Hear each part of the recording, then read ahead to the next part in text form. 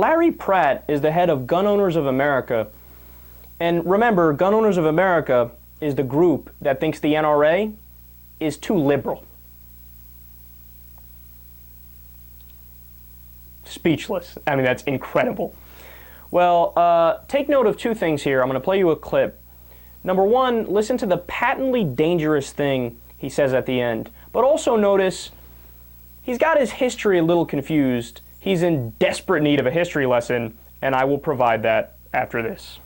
But the Second Amendment is in our Constitution as an amendment because the framers wanted to make sure that government not move along a road to tyranny, that the people would always have the means to resist the government by force of arms if need be, and hopefully by the mere knowledge that we are armed might be sufficient to keep the government within limits. That's a pretty dangerous notion when the very people who are the target of our guns are able to determine whether or not we get a gun.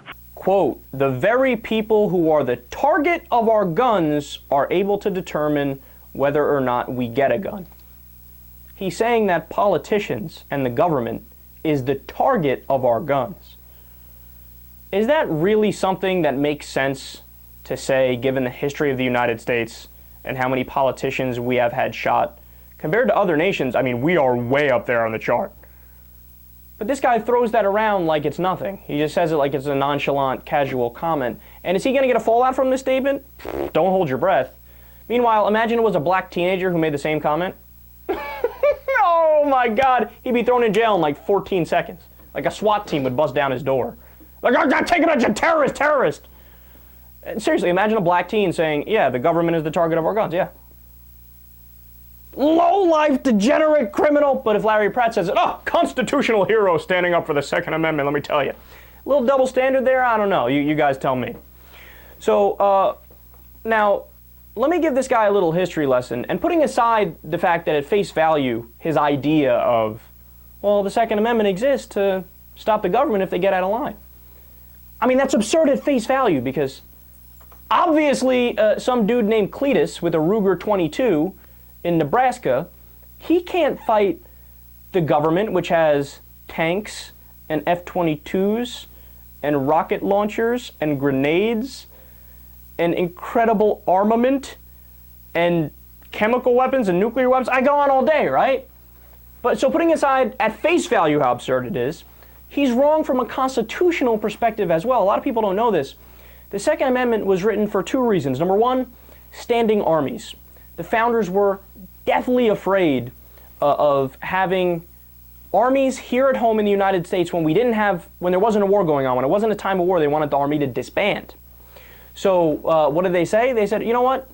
You have the right to form your militias and keep your arms, bear your arms. But we just don't want to have a standing army in peacetime, right? Because they were afraid that a standing army would lead to a takeover of the government, which isn't outlandish. Throughout history, that's happened many times. It's a military junta. That's what it is, right? So that's the first reason. The second reason is Virginia. They wanted to convince Virginia to join the Union. And Virginia didn't want to join because they were afraid that their slaves would go north, would escape north. So, because the North was free. So, in order to get Virginia to join, they said, okay, look, we'll put the Second Amendment in, and of course the text of it is, a well-regulated militia necessary to the security of a free state, the right of the people to keep and bear arms shall not be infringed. So that first sentence, the Republicans never acknowledge that because it says regulated right in it, well-regulated militia. So of course you can constitutionally regulate guns.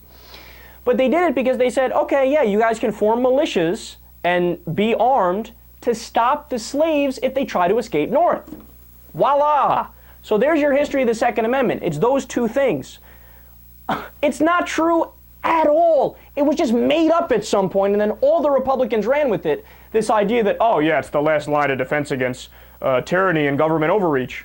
Made up. It's something that sounds cool, right? And it sounds, technical and high-minded and, like it came from a Bond movie, so it's badass too. It's not true. It's not historically accurate at all.